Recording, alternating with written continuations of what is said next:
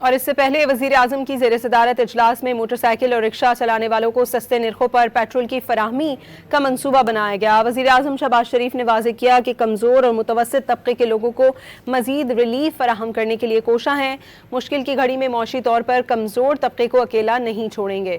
وزیر اعظم کی زیر صدارت خلیجی بحران کے پیٹرولیم مصنوعات پر اثر اور پاکستان میں موجودہ ذخائر پر جائزہ اجلاس ہوا۔ عوامی ریلیف کے اقدامات پر بھی غور کیا گیا۔ اجلاس کو ایندھن کی بچت کے لیے حکومتی اقدامات پر عمل درآمد، آئندہ کے لائحہ عمل پر تجاویز اور موجودہ سٹاک پر تفصیلی بریفنگ دی گئی۔ شرکاء سے خطاب میں وزیر اعظم نے کہا کہ پاکستان خطے میں امن کے حوالے سے سفارتی محاذ پر بھرپور کوششیں کر رہا ہے۔ موجودہ حالات میں قربانی کا سلسلہ حکومتی اخراجات میں کٹوتی سے شروع کیا۔ سرکاری اخراجات میں کمی، ترقیاتی بجٹ میں کٹوتی اور 60% سرکاری گاڑیوں کو فی الفور بند کیا۔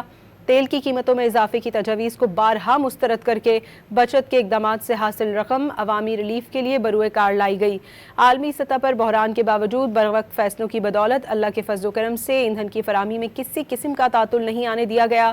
ڈیجیٹل نظام کو بروئے کار لاتے ہوئے عوامی ریلیف کے اقدامات عام آدمی تک پہنچائیں گے۔